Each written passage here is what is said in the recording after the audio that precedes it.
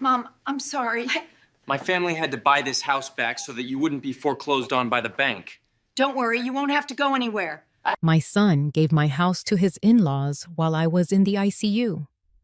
When I returned, he said, my son hugged me at the door, his tears feeling cold against my cheek. I'm so sorry, Mom, he whispered. He was sorry, all right. Sorry I hadn't died, because he had just given my $2.5 million house to his in-laws. Before we continue, please subscribe to the channel and let us know where you are listening in the comments.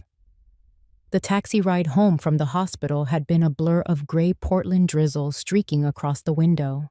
I'd spent 3 weeks in the ICU, a ghost tethered to the world by wires and tubes. Now, returning to the world of the living felt like surfacing from the deep ocean. My legs were weak, and the cane in my hand felt like a foreign appendage. But as the cab turned onto my street, a flicker of strength returned. I saw it, my home.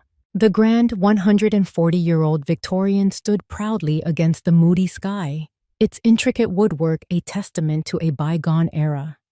It was more than a house. It was the fortress of my life, the legacy William and I had built. The heavy oak door swung open before my hand reached the bell. Adrian, my son, rushed out, his face a carefully constructed mask of anguish. Mom, I'm so sorry. His voice cracked, but his eyes, for a split second, darted past me, betraying a different emotion, fear. I leaned on his arm as he guided me inside. The familiar scent of old books, lemon polish, and damp earth filled my lungs. But something was off. A sterile, floral perfume, Evelyn's scent, had invaded the space, a cloying impostor. Evelyn, my daughter-in-law, glided into view from the living room. She was the picture of gentle concern, her hand wrapped possessively around Adrian's arm. Clara, she cooed. We were so worried. We're so glad you're home. Adrian led me to my favorite armchair by the window. Mom, he began, avoiding my gaze. While you were unresponsive, some things happened. He placed a thick stack of documents on the coffee table. The top page read, Deed of Transfer. Your investments, they collapsed. The market volatility was unprecedented. I tried to salvage what I could, but your entire nest egg was wiped out. The lie was so audacious, so complete. It was almost impressive. Evelyn knelt beside my chair. Her movements were fluid, predatory. My family stepped in to help Clara. We had to buy the house to save it from foreclosure. She placed her cool hand on mine. Don't you worry. You won't have to go anywhere. We'll take care of you. Her voice was pure venom wrapped in silk. That's when I saw them. Sparkling on her earlobes were my pearl earrings, the ones William had given me on our 30th anniversary. I remembered his smile that day, the weight of the small box in my hand. Seeing them on her felt like a desecration. From the direction of the kitchen, I heard a low chuckle, followed by the clink of wine glasses. Victor and Lorraine Hart, Evelyn's parents, vultures already picking at the corpse of my life. The initial shock, the raw pain of my son's betrayal, began to recede. It was replaced by an icy calm, a familiar feeling from my old life as a fraud investigator. The switch flipped. The grieving mother stepped back, and the analyst took her place. I surveyed the scene, the actors, the props, the flawlessly executed script.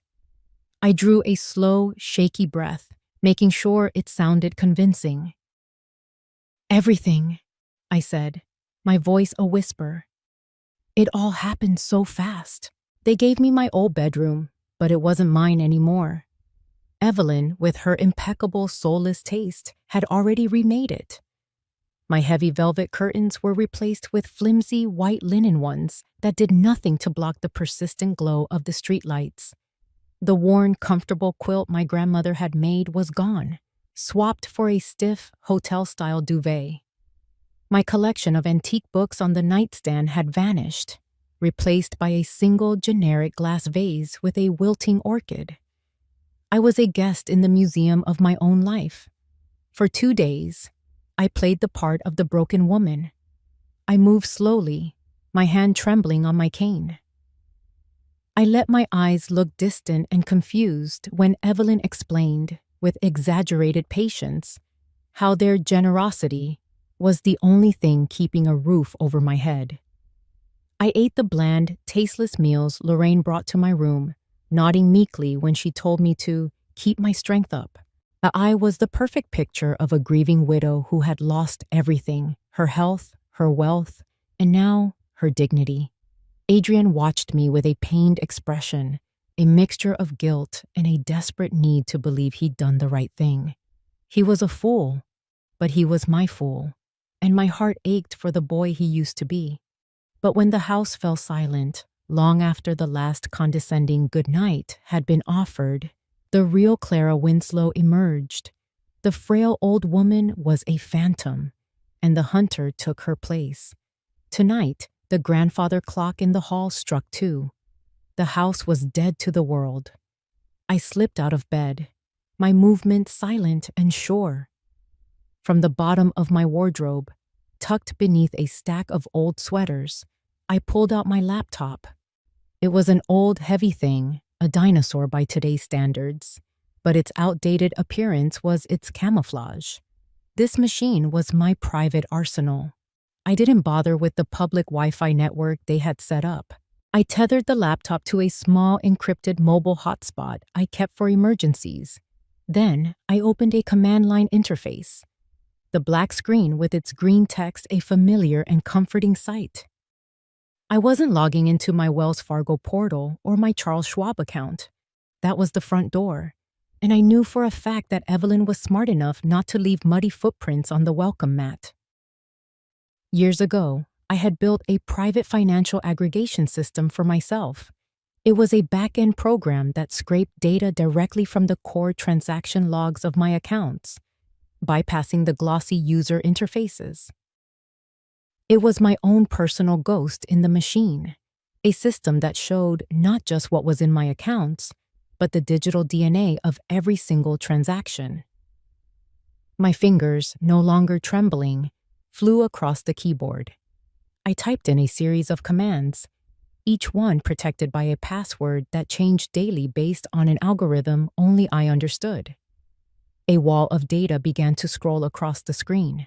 It was raw, unfiltered, and beautiful in its honesty. There it was, the liquidation.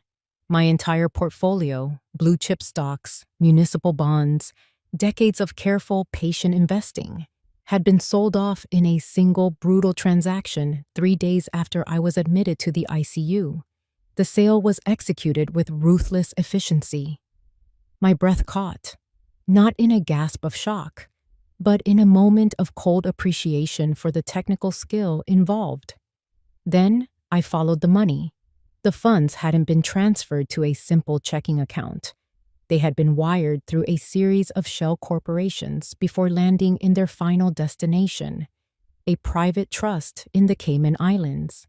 The name of the trust glowed on the screen, a final insult.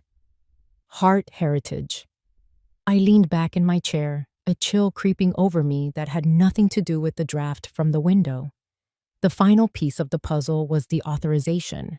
My digital signature, C. Winslow, was affixed to the primary transfer order. It was perfect, frighteningly perfect.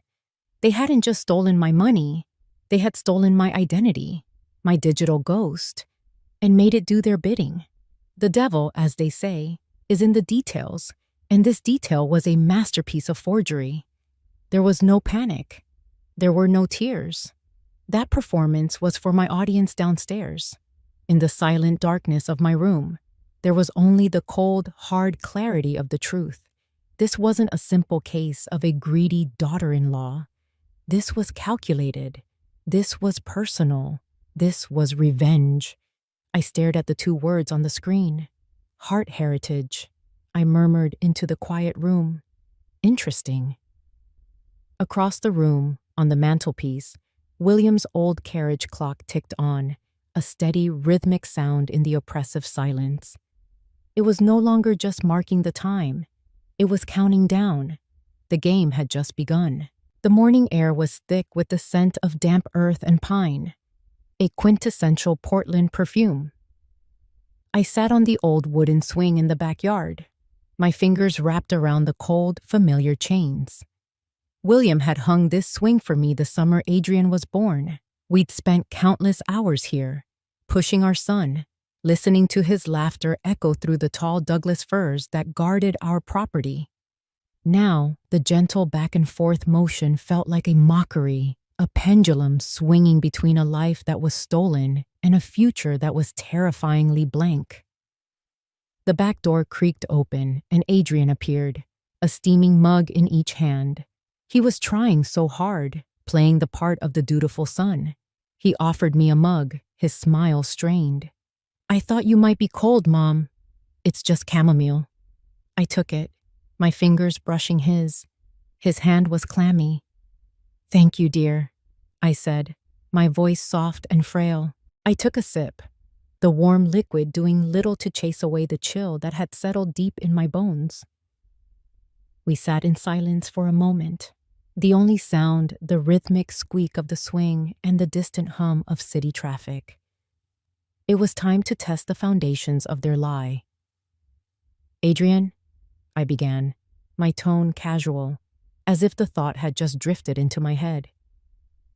"Evelyn is so clever with finances. That trust she set up for us. What was it called again? Something about a legacy?" I looked at him, my eyes wide with feigned innocence. The Hart heritage, was it? The effect was instantaneous. He flinched as if I'd struck him. The color drained from his face, and the mug in his hand rattled against its saucer. He was a terrible liar. Always had been. It took him a second to recover, to rebuild the wall. "Hart heritage?" He forced a laugh, a hollow, ugly sound. "Mom, what are you talking about? You must have misheard something. You've been through a lot. Your mind is probably just jumbled." He was trying to gaslight me, my own son. "No, I'm quite sure that was the name." I pressed gently, still playing the confused old woman. It sounded so official. "It's in the Cayman Islands, isn't it? That seems so exotic." Panic flashed in his eyes, quickly replaced by a hot, defensive anger. "Look, Mom, you don't understand this stuff. It's complicated. Evelyn is a financial wizard. She had to move things around, create firewalls, protect what little we have left. She was just restructuring things to keep us safe." He stood up, pacing in front of the swing. "You should be thanking her. She's the only reason we're not out on the street right now." His voice rose with each word, a desperate crescendo of someone trying to convince himself as much as me. "She saved me, Mom. She saved this whole family." As if summoned by his cry, the back door opened again. Evelyn stood there, a vision in a cashmere sweater, her expression one of deep concern. Her timing was, as always, impeccable. She glided across the damp lawn and wrapped her arms around Adrian from behind, resting her chin on his shoulder. "Is everything all right, darling?" she asked, her voice a soothing balm. Her eyes, however, were locked on mine. And in their depths, I saw no concern. I saw a warning. It was a look of both pity and utter contempt, the kind a zookeeper might give a senile old lion who still thought it was king of the jungle. It said, "You are irrelevant. He is mine now." I felt it then, a physical sensation, as if a thick, soundproof wall of glass had just descended between me and my son. He was on one side, trapped in her embrace, and I was on the other, alone in the cold. He wasn't just her accomplice. He was her shield, her believer, her fiercest protector. The pain of that realization was a sharp physical blow, worse than any financial loss. It was the agony of a mother who sees her child willingly walk into the arms of his own destroyer. My anger, which had been a low, simmering heat, now blazed. But it was a cold fire. The anger of being betrayed was eclipsed by the fury of being underestimated. They looked at me and saw a relic, a confused, frail old woman to be managed and placated. They had no idea who they were dealing with. I looked at Adrian, my son, the boy I had pushed on this very swing. But the boy was gone. As he leaned into his wife's embrace, his eyes met mine, and I saw nothing of him left. All I could see was her reflection. For 3 days, I was a ghost in my own home, observing, listening, and never letting the mask slip. On the 4th day, I decided it was time to leave the fortress. At breakfast, I made a show of looking through a local gardening magazine, sighing with theatrical wistfulness. "You know," I said to Evelyn as she measured out her organic chia seeds, "I think I need a project, something to keep my mind busy. The public library has a wonderful section on historical Portland gardens. I think I'll take a walk over there." Evelyn looked up, a flicker of suspicion in her eyes. But my performance was flawless. I looked like a woman grasping at straws, trying to find a simple hobby to distract from her monumental loss. "That's a lovely idea, Clara," she said, her voice dripping with condescension. "Just don't overdo it. And take your phone." I smiled weakly. "Of course, dear." I didn't mention that the phone she'd given me was a simple flip phone with no internet access, a digital leash designed to track my location, not to empower me. It was perfect. The walk to the Multnomah County Central Library was a welcome reprieve. The cool, misty air felt clean in my lungs, washing away the cloying scent of Evelyn's perfume that now permeated my house. The library itself was a sanctuary of anonymity, a grand old building filled with the quiet rustle of turning pages and the low hum of computers. It was the perfect place to disappear in plain sight. I bypassed the gardening section entirely and made my way to the public computer terminals on the 2nd floor. I found a station in a secluded corner, flanked by towering shelves of reference books. I took out the large format copy of the Oregonian I'd brought with me and spread it out on the desk, creating a makeshift privacy screen. To anyone glancing over, I was just an old woman catching up on the news. My hands were steady as I navigated to a browser I'd loaded onto a tiny, disguised USB stick.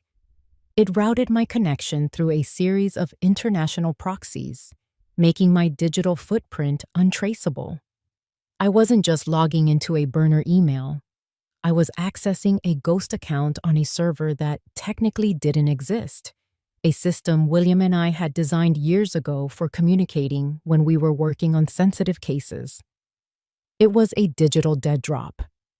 The login required a 3-part authentication key, a password, a physical token I kept disguised as a button on my coat, and a one-time code generated by an algorithm linked to the day's closing price of the Nikkei 225. Overkill, perhaps, but William always used to say, "It's only overkill until you need it." Once inside, I opened a new message. The interface was stark, just black and white text. No frills, no metadata. I left the subject line blank. In the body, I attached a single image I had stored on the drive. A stark, black and white photograph of a lone black pawn on a chessboard. Beneath it, I typed 5 words. Ghost Protocol. Start with Victor Hart, the black pawn. In chess, it's the most numerous and least powerful piece, often sacrificed without a second thought to protect a more valuable player or to gain a strategic advantage. It was how the Harts saw Adrian, and by extension, me. We were expendable, a means to an end. This single image would tell my friend everything she needed to know about the stakes of this game. I hit send. The message vanished, and the system automatically logged me out, wiping any trace of my session. I folded my newspaper, removed my USB drive, and walked away from the terminal. My work here was done. Miles away, in a sleek downtown office overlooking the Willamette River, Harriet Cole was reviewing a deposition. At 70, Harriet was a lioness of the legal world, sharp, feared, and fiercely loyal. A small, discreet notification chimed on her desktop. It wasn't an email or a text. It was an alert from a custom-built application she and I had shared for decades.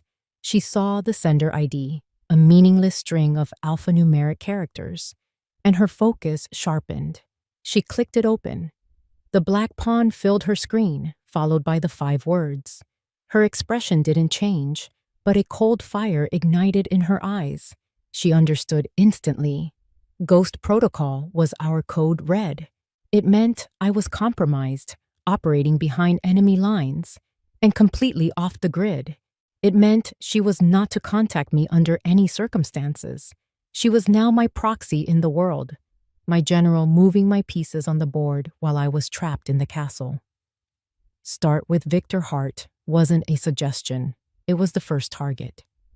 Harriet closed the message. As designed, it immediately self-destructed, leaving no trace it had ever existed. She didn't call me. She didn't hesitate. She swiveled in her leather chair, her gaze fixed on the rain-swept city below. Then, with methodical precision, she opened her firm's secure server and created a new case file. She named it Winslow Estate Query. She locked it down with the highest security protocols, accessible only by her. The wheels of justice, my justice, were now officially in motion. Before we continue, please subscribe to the channel and let us know where you are listening in the comments. The basement smelled of time itself. A thick, heavy scent of damp concrete, decaying paper, and a century of forgotten things. It was William's domain, a catacomb of carefully labeled boxes containing the artifacts of his life's work. To Evelyn and her parents, it was just a dusty cellar. To me, it was an archive, and I was about to access its most critical file.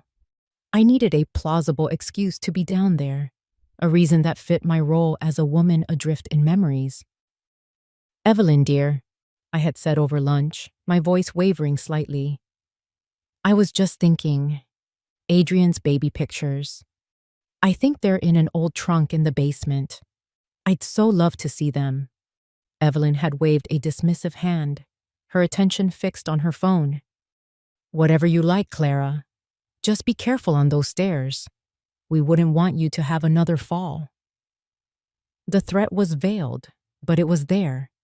Now, under the dim glow of a single bare bulb, I made my way through the labyrinth of boxes.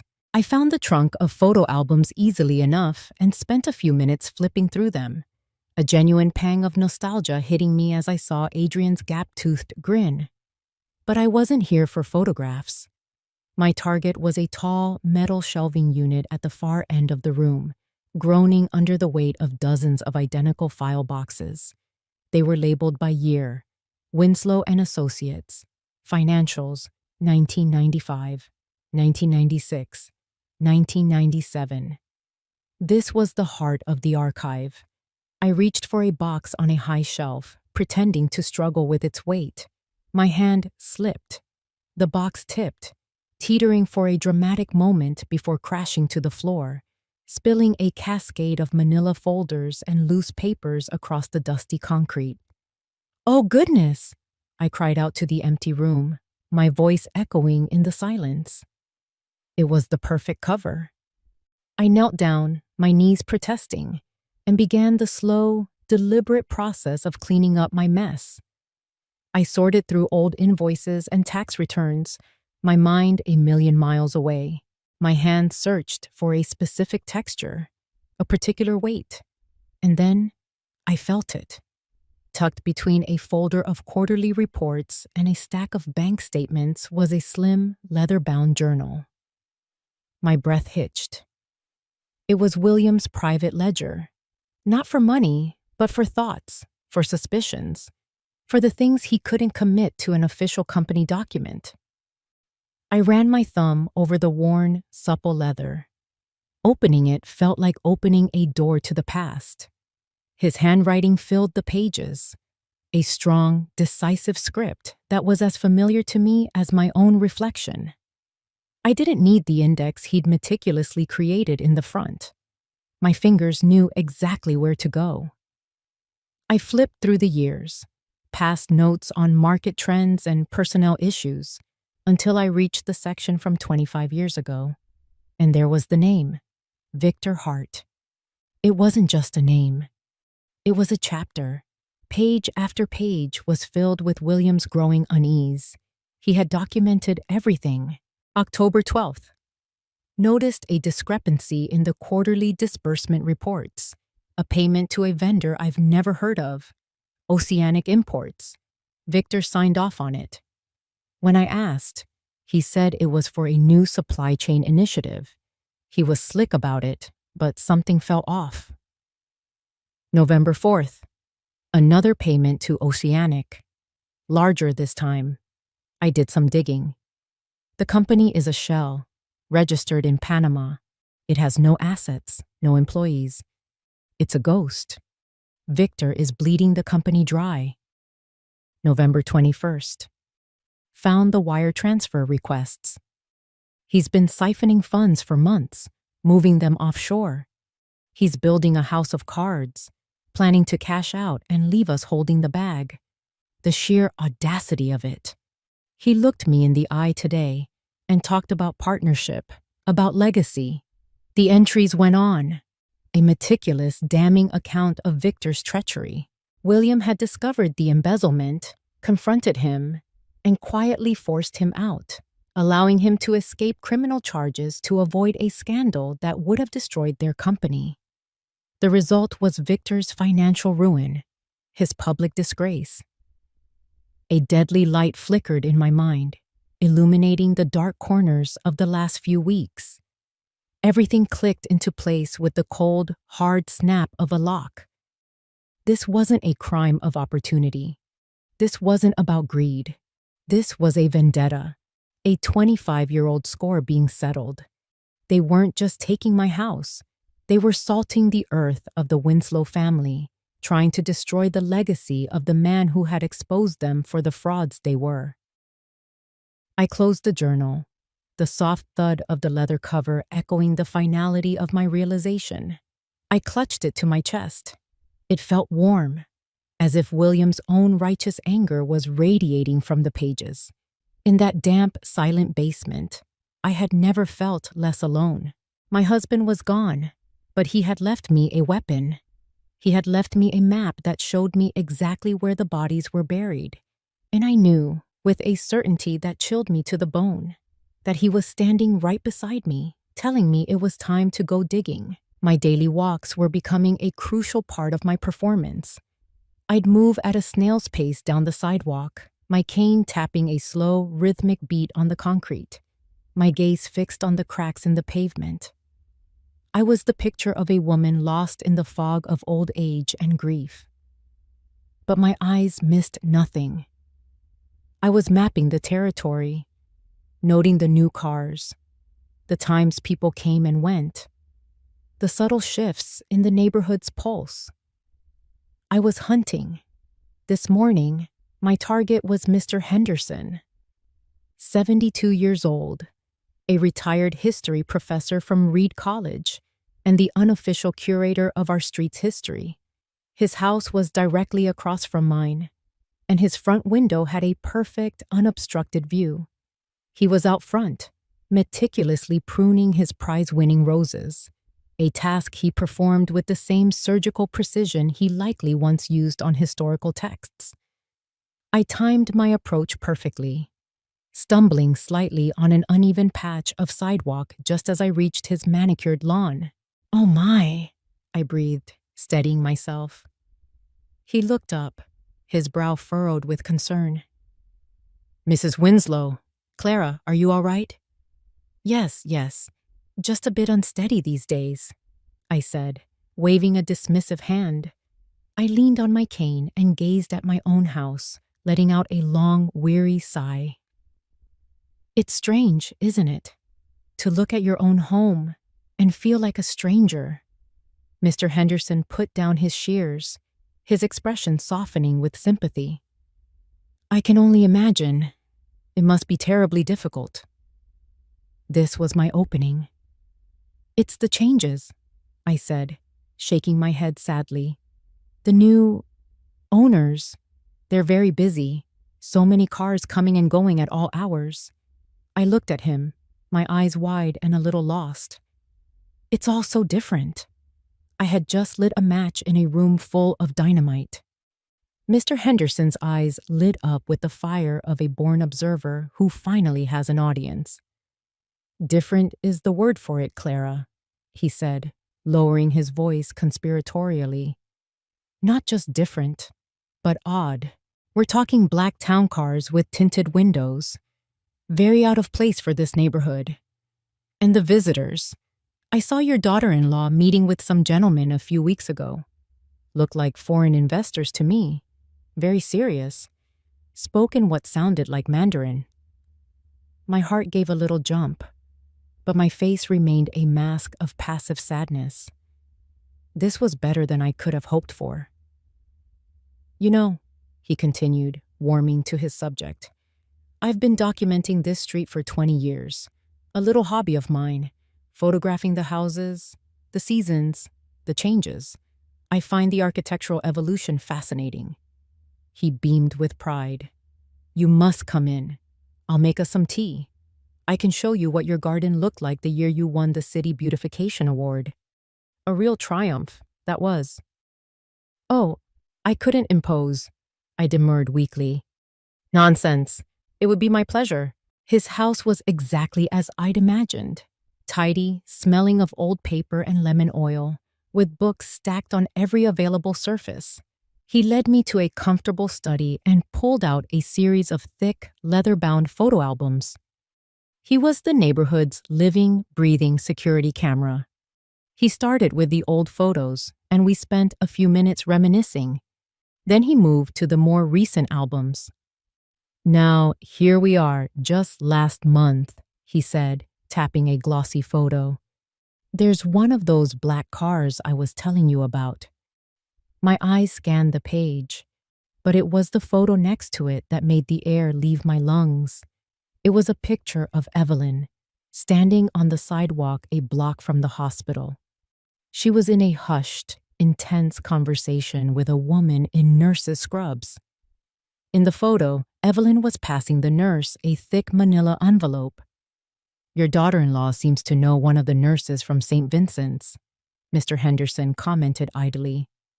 Saw them talking a couple of times, and I felt like I'd been struck by lightning. I kept my expression placid, but inside, my mind was racing, connecting dots I hadn't even known existed. Then he turned the page. And your son, Adrian, he said, his voice softening. Poor boy, he's had a rough go of it.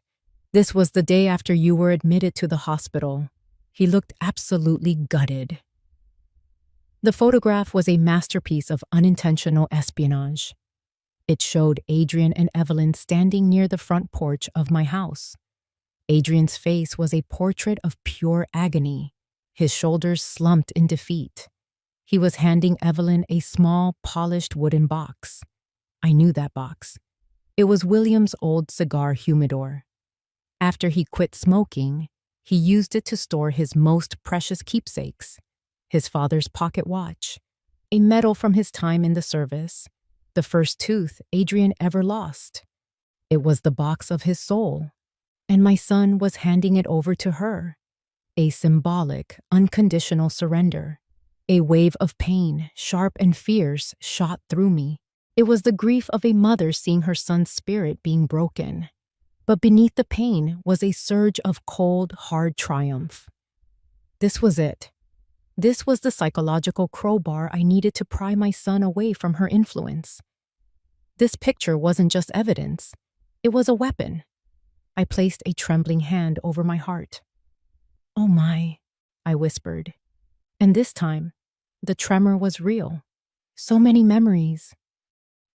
I left Mr. Henderson's house 20 minutes later my head held high, my steps a little firmer. The kindly old man, in his quest to document the life of a quiet suburban street, had just handed me the keys to the entire kingdom. William's study had been the heart of our home, a sanctuary of leather-bound books, polished mahogany, and the faint, comforting scent of his pipe tobacco. Now, it was Victor Hart's command center. He'd replaced William's antique globe with a gaudy, oversized television permanently tuned to a financial news channel. My husband's treasured landscape paintings were gone. The walls now adorned with framed, motivational posters featuring eagles and mountaintops with words like success and dominance in bold letters. The desecration was so complete it was almost comical. I knew from Harriet's initial discreet inquiries that the Harts were getting desperate.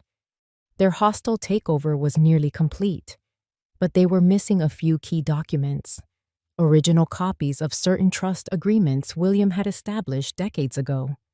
Without them, their legal claim to some of the more complex assets was shaky.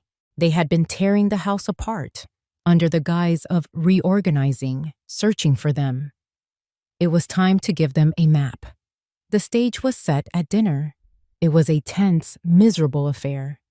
I'd been pushing my food around my plate, playing the part of the listless, broken woman. Adrian was trying to engage me in conversation, his voice full of a forced cheerfulness that grated on the nerves. Evelyn and her father were barely concealing their impatience, eager to get back to their scheming. I waited for a lull in the conversation, then looked at Adrian, my eyes misty with manufactured nostalgia. "You know, Adrian," I began, my voice a frail whisper, "I was just thinking about your father's old office. He kept so many secrets in that room." Evelyn and Victor froze, their forks halfway to their mouths. They were listening, every word. "Secrets?" Adrian asked, leaning forward.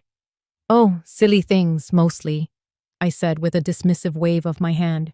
"But he was always so proud of his little hiding places, like the safe.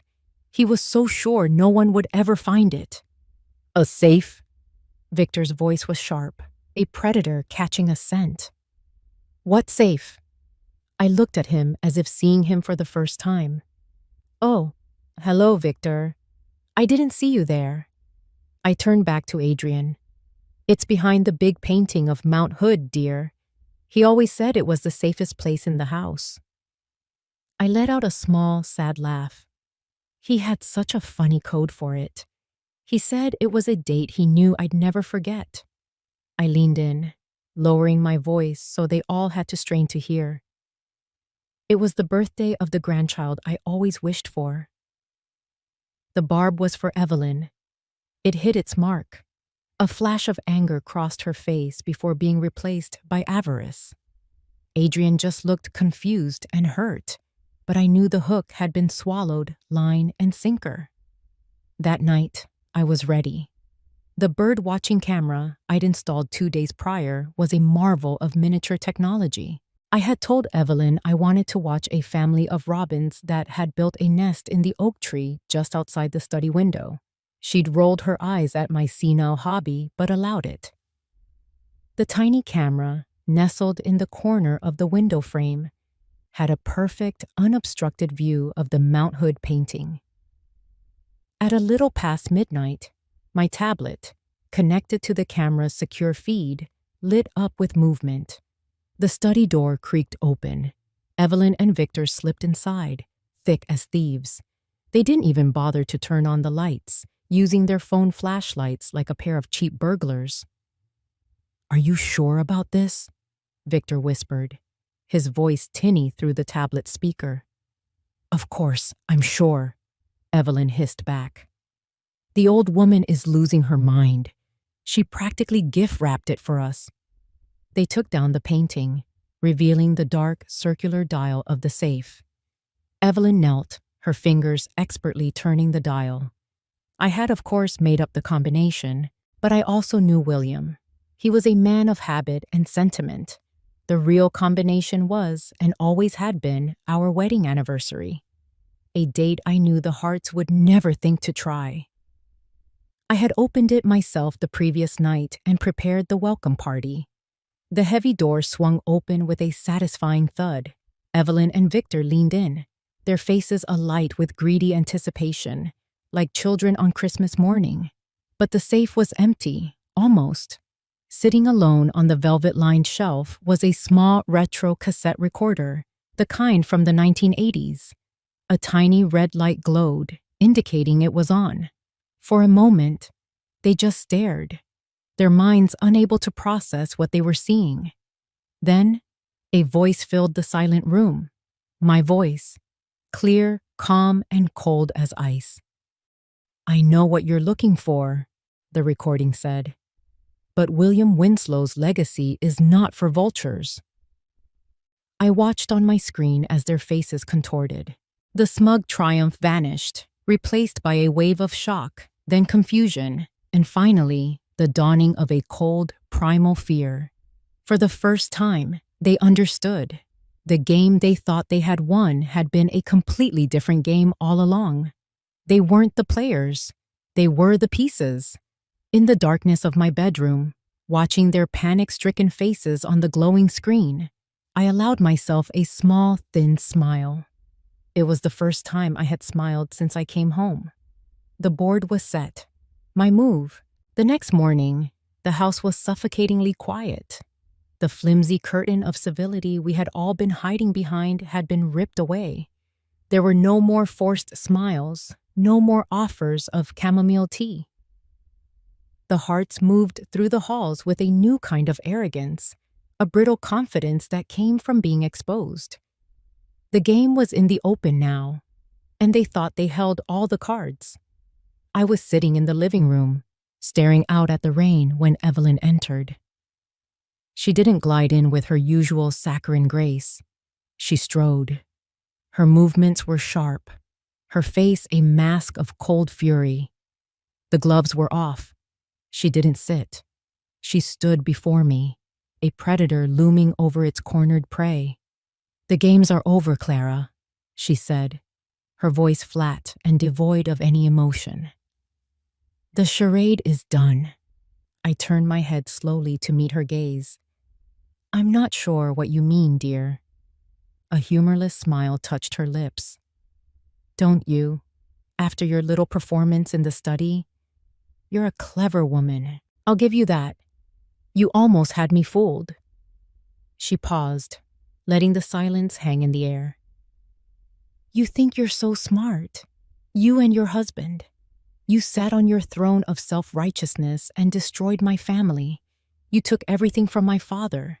His business, his reputation, his dignity. You left him with nothing."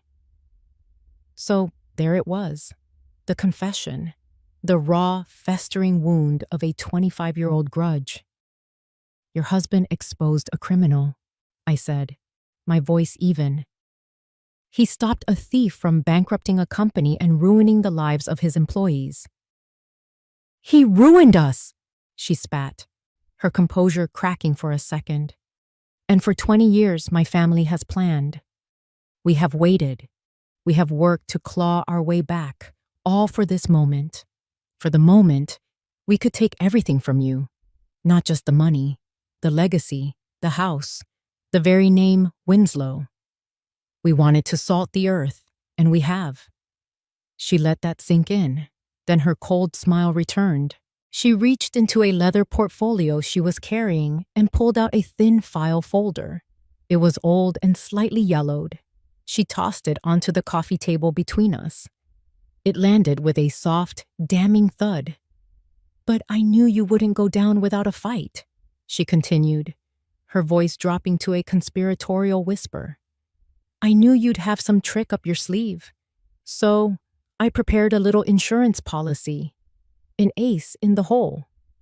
I didn't look at the folder. I kept my eyes locked on hers. "That folder," she said, tapping it with a perfectly manicured finger, "contains the complete file on Adrian's little accident 15 years ago. The hit and run that put that young man in a coma for 6 months." My blood ran cold. I remembered that night vividly. The frantic call from Adrian, his voice choked with panic and tears. He'd sworn he just came upon the scene, that he tried to help. The police had questioned him, but with no other witnesses, they had let him go. The case was never solved. He was so scared, Evelyn purred, savoring the memory. So easy to manipulate. I found him that night, before the police did. I told him I would help him. I paid off the one witness who saw his car leaving the scene. I helped him craft his story. I saved him. She leaned in closer, her voice a venomous hiss. He's been in my debt ever since. He believes he owes me his life. And he does. He just doesn't know that the life he's living is a lie I constructed for him. This was the heart of it. The foundation of her control over my son. A manufactured sin. She straightened up, her victory lap complete. Here is the deal. You will sign the final transfer documents, giving us uncontested control of every last asset tied to the Winslow name. You will do it today, with a smile on your face. In return, this file disappears forever. It gets burned. Adrian gets to live out his life, blissfully ignorant and free. She paused, letting the weight of the ultimatum crush me. But if you refuse, if you continue this little war of yours, this file goes directly to the district attorney. I will testify. The witness I paid off will testify. And your precious son will spend the rest of his life in prison. It was the perfect trap. A mother's ultimate nightmare. My justice, or my son's freedom, my legacy, or his future. She had backed me into a corner and was preparing to deliver the killing blow. She watched me, her eyes glittering with cold, triumphant hatred, waiting for me to break, to weep, to beg. I held her gaze for a long, silent moment. I let the storm of fury and fear rage inside me, but on the surface, I was a sea of glass. Finally, I gave a small, almost imperceptible nod. You've calculated this very well, I said, my voice as calm and steady as a surgeon's hand. Evelyn's ultimatum was a declaration of war. She thought she had launched a nuclear strike, a final unanswerable move that would force my surrender. But in my world, a world of calculated risks and hidden data, there is no such thing as an unanswerable move. There are only new variables. Her threat wasn't a checkmate. It was a clumsy, desperate gambit, and it had given me exactly what I needed. A clear picture of the entire board. I was not looking for a savior. I was looking for a weapon. 2 days later, I was sitting in a quiet corner of a coffee shop downtown. It was one of those quintessentially Portland places, smelling of roasted beans and damp flannel, filled with students hunched over laptops and aspiring novelists scribbling in notebooks. I had arranged the meeting with a single untraceable text from a burner phone. Powell's, 11 a.m. Coffee after? At precisely 11:15, Mark Donovan walked in. He'd filled out since his intern days. The lanky, eager-to-please kid I'd taken under my wing 15 years ago was gone, replaced by a man who wore his FBI-issued suit with a quiet, confident authority. But his eyes, when they saw me, still held the same spark of admiration and respect. "Clara," he said, a warm smile breaking across his face as he slid into the booth opposite me. "It's been too long. You look exactly the same." It was a kind lie. I looked like I'd been through hell and back. "And you look like you're taking over the world, Mark. I hear good things. Economic Crimes Division, yes?" He nodded, a flush of pride on his cheeks. "I had a good teacher." We made small talk for a few minutes, catching up on the years that had passed. Then I leaned forward, my expression turning serious. "Mark, I need to pick your brain. I'm working on a hypothetical case study, a little something to keep the old gray matter from rusting over."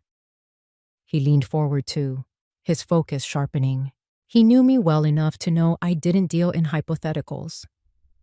I'm all ears. Let's imagine a scenario. I began, my voice low and even. You have a sophisticated, multi-generational fraud. It starts with an old grudge. A family is ruined, and decades later, their children come back for revenge. They target the widow of the man who exposed them. She has a medical emergency, and while she's incapacitated, they use a forged digital signature to liquidate her assets and move them to an offshore trust in a tax haven, let's say the Caymans. Mark listened intently, his gaze never leaving my face. He didn't interrupt. To secure their position, I continued, they've been manipulating the widow's son for years, using a fabricated crime from his past to hold him hostage, ensuring his loyalty and compliance. They've isolated the widow, taken her home, and are now trying to force her to sign away the last of her legacy. It's a fortress of lies, airtight and legally sound on the surface. If you were the agent assigned to this case, where would you even begin to look for a crack? What kind of evidence would you need to blow it wide open? I sat back, taking a sip of my tea. I hadn't accused anyone. I hadn't asked for help. I had simply presented a puzzle to one of the brightest minds I had ever trained. Mark was silent for a long time, his brow furrowed in concentration. He was connecting the dots, seeing the ghost of a real case behind my academic exercise. That's one hell of a hypothetical, Clara, he said finally. The best ones always are, I replied. Okay, he said, his voice dropping even lower. The hit-and-run leverage is tricky.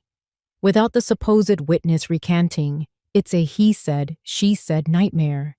The real vulnerability, the thread you pull to make the whole thing unravel, is the money. It's always the money. He leaned in, his tone shifting from friendly chat to a professional consultation. The offshore trust, the heart heritage, as you called it, a name like that is pure ego. Amateurs. A professional would call it In-N-Out Burger number 23 Holdings. The people running this scheme are arrogant. That's your weak point. They've likely used this same trust structure for other business ventures. If this trust is part of a larger pattern of money laundering or tax evasion, then your family's assets are just one piece of a much bigger criminal enterprise. My heart began to beat a little faster. The FBI can't just subpoena records from the Cayman Islands on a hunch, he explained. But if we were already building a larger case against, say, a ring of international investors known for using Cayman trusts to wash dirty money, and your Heart Heritage Fund happened to be a node in that network, well, then it becomes a federal matter, a big one. The personal vendetta against you would be the thing that brings down their whole house of cards. He was giving me a roadmap. He was telling me what Harriet needed to find. So, if one were to, hypothetically, find evidence that the money used to buy your house came from the same sources as money used in other documented criminal activities, he let the sentence hang in the air. Then it's no longer a family dispute, I finished for him. It's racketeering. Precisely, he said. You wouldn't be a victim asking for help. You'd be a key witness providing the final piece of evidence in a major federal case. I felt a surge of adrenaline, a feeling I hadn't had in years. I wasn't a helpless old woman.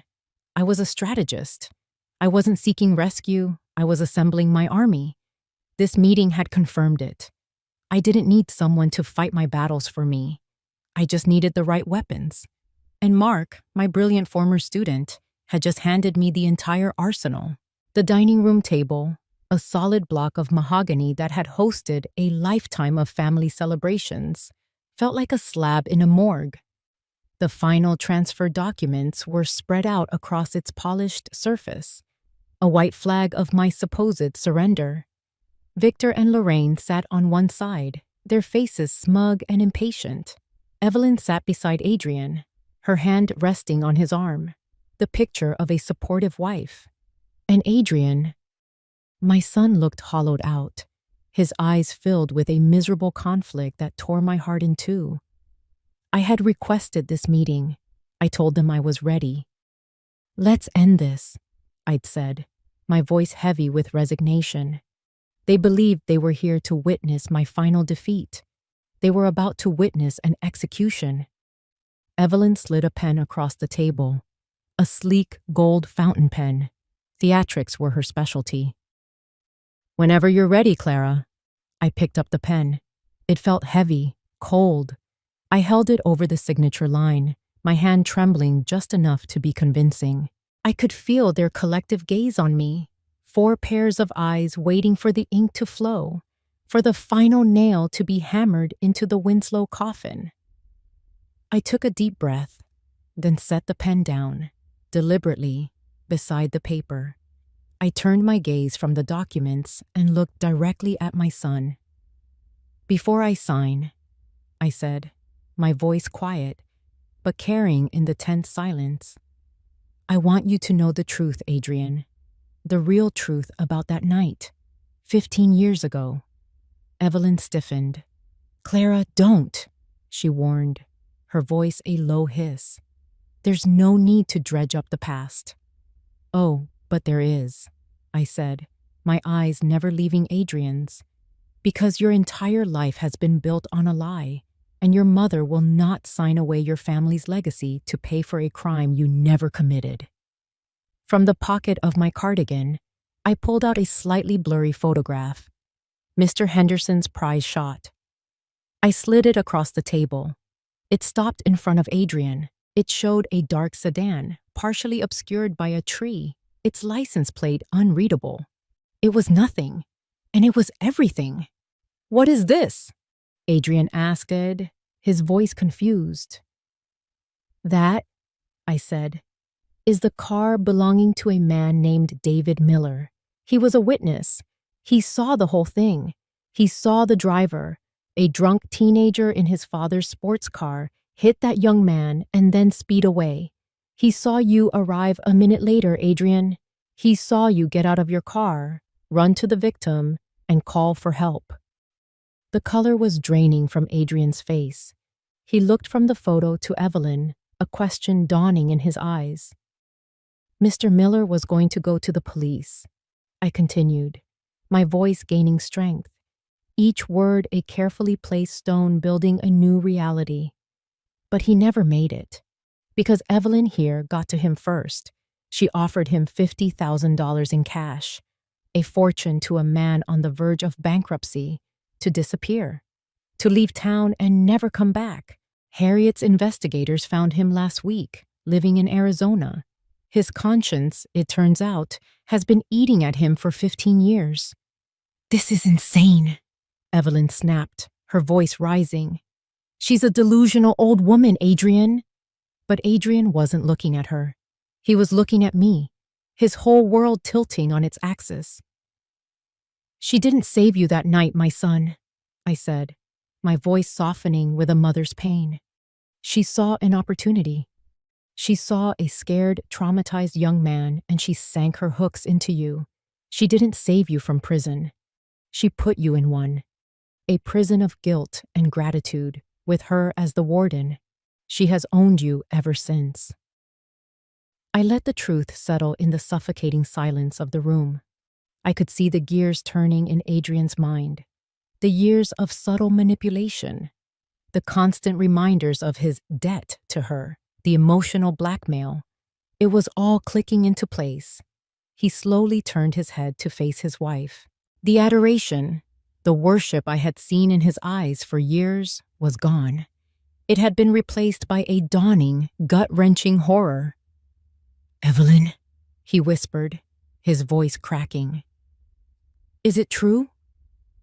Evelyn stared back at him, her mask of composure finally shattering.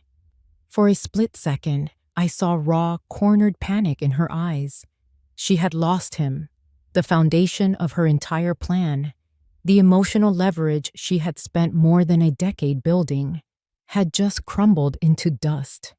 In that moment of dead, suffocating silence, the only sound was the sleek gold fountain pen rolling off the edge of the table. It hit the hardwood floor with a sharp, definitive crack that echoed like a gunshot. The play was over. The sound of the gold pen cracking against the floor was the only sound in the universe. Adrian stared at Evelyn, the architecture of his life collapsing in real time behind his eyes. Victor and Lorraine were frozen, their faces pale masks of disbelief. In their minds, this was a momentary setback, a family drama that had spiraled out of control. They still believed they were in charge. That's when the doorbell rang. The chime was sharp, clear, and utterly alien in the suffocating tension of the room. No one moved. It rang again, longer this time, insistent. "Get rid of them," Victor snarled, his composure finally snapping. He thought it was a neighbor, a delivery, some mundane interruption to his moment of triumph. But the front door opened. There was no knock, just the quiet, decisive click of the lock turning. Harriet Cole stepped into the doorway first. She wore a dark gray suit that was tailored like armor, and her expression was one of absolute, unshakable authority. She was not alone. Behind her stood Mark Donovan, and flanking him were two other individuals, a man and a woman, both dressed in dark, functional suits. They had the quiet, watchful stillness of federal agents. Their eyes swept the room, taking in the scene not as a family dispute, but as a crime scene. Victor puffed out his chest, a pathetic attempt to regain control. "This is a private residence," he blustered. "You are trespassing. I demand you leave at once." Mark ignored him completely, his gaze fixed on Victor with a kind of professional disinterest. He stepped forward, producing a badge from his jacket. "We're not here about the house," he said, his voice calm and official. He nodded towards the documents on the table. "Frankly, we don't care about your little real estate squabble." He took another step, and the two agents moved with him, their movements fluid and practiced. "Victor Hart," Mark said, his voice cutting through the air like a blade.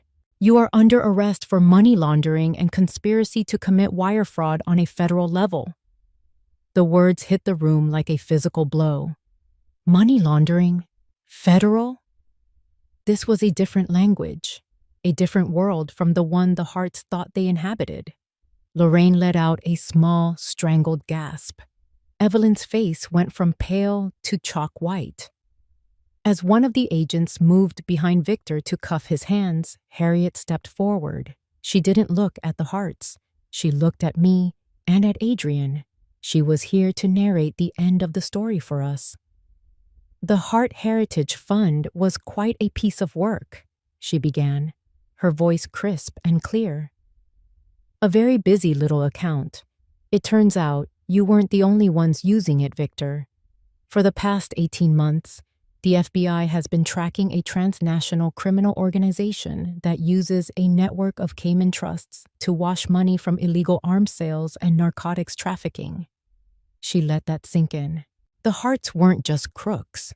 They were swimming in a sewer with sharks. "Those serious Asian gentlemen your neighbor saw," Harriet continued, her gaze unwavering, "were not investors. They were undercover federal agents. The FBI was building a massive RICO case, but they were missing a direct, prosecutable link to the domestic players. They needed one of them to make a mistake." She paused, then delivered the killing blow. "And then you did. You got greedy, and you got personal. You funneled the funds from Clara's liquidated assets, her life savings, through that very same federally monitored trust. You used the machinery of a global criminal enterprise to settle a petty 25-year-old grudge." I watched their faces. The smug confidence, the belief that they were masterminds, evaporated into thin air. It was replaced by the dawning, sickening horror of a chess player who suddenly realizes he's been playing checkers all along, and he's lost. They weren't predators. They were bait. Your little vendetta was the sloppy, final move the FBI was waiting for, Harriet concluded. You provided them with a clean, domestic, and deeply personal crime that was inextricably linked to their international case. You handed them the smoking gun, the missing link, the whole damn thing on a silver platter. You didn't just get caught. You brought down the entire house of cards. In that moment, I understood. I wasn't just a victim who had fought back. I was the catalyst. My personal tragedy, my stolen home, my broken-hearted son. This was the unforeseen event, the black swan that had brought a sprawling criminal empire to its knees. The Harts, in their desperate need to destroy the legacy of William Winslow, had inadvertently fulfilled it. My husband had spent his life bringing financial criminals to justice, and now, even in death, he had brought down the biggest of them all. The agents led them away. Victor and Lorraine were silent, their faces slack with shock. Evelyn, as they guided her past me, turned her head. Her eyes met mine one last time. They were filled with a look of pure, undiluted hatred that was so profound it was almost beautiful. She had lost everything, and she knew exactly who to blame. A week later, the house was quiet again. But it was a different kind of quiet. The oppressive, suffocating silence of the Harts had been replaced by a peaceful stillness that felt like a deep, cleansing breath. The cloying scent of Evelyn's perfume was gone, replaced once more by the familiar, comforting aroma of old books, beeswax, and the damp Portland earth. William's study was a sanctuary again. His paintings were back on the walls. His globe was back in its rightful place, and the only sound was the gentle ticking of his old carriage clock on the mantelpiece. The house was mine. It had always been mine. Adrian and I sat in the 2 leather armchairs facing the fireplace, a space we hadn't shared since he was a boy coming to his father for advice. The silence between us was heavy, but it wasn't angry.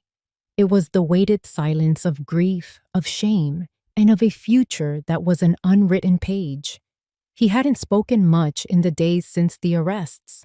He moved through the house like a ghost, his face etched with a kind of profound shame that was more painful to watch than any anger. Finally, he stirred. In his hands, he was holding the small, polished wooden box. William's humidor. He had retrieved it from his and Evelyn's belongings before the police had sealed their new temporary home. He held it out to me, not as a gift, but as an offering, an act of penance. "I'm so sorry, Mom," he whispered, his voice thick with unshed tears. "I let him down. I let you down." I took the box from him. My fingers traced the familiar grain of the wood. "You were a victim, Adrian. You were manipulated in the cruelest way possible." "I should have known," he said, his voice breaking. "I should have seen who she was." "Sometimes we only see what we want to see," I said softly. It was the closest I could come to absolution for now. I opened the lid. Inside, nestled on the faded velvet lining, was not the collection of keepsakes I remembered. They were gone, likely sold or thrown away by Evelyn. In their place lay 2 simple items, a folded piece of stationery and a small, outdated-looking USB flash drive. My heart ached at the sight of William's strong, familiar handwriting on the folded note. With trembling fingers, I opened it. The note was short, but every word carried the weight of our life together. "My dearest Clara, if you are reading this, it means I am gone, and that you are likely facing a battle you did not choose. I have watched you for 40 years. I have seen you unravel problems that would have broken other people. I know your mind. It is the sharpest, most brilliant weapon I have ever known. I know you would never need a shield to protect you, so I have left you a sword." A single tear traced a path down my cheek. A sword. He had always known. He had never seen me as someone who needed protecting, but as an equal, a warrior in my own right. My gaze fell to the USB drive. I took it from the box and walked to the antique desk. I slid it into the port on my old laptop. A single folder appeared on the screen. I clicked it open. It was my life's work. Page after page of documents, schematics, and lines of code filled the screen.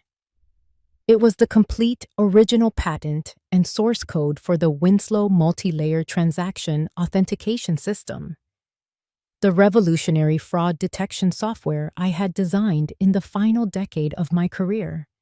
It was the system that had made our firm a legend in the financial world. And, as Harriet's and Mark's investigation had revealed, it was the very system that the criminal organization had stolen a piece of, a pirated, incomplete version they were using to legitimize their laundered money.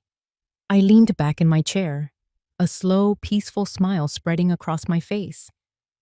The victory wasn't getting the house back. The victory wasn't seeing the hearts led away in handcuffs.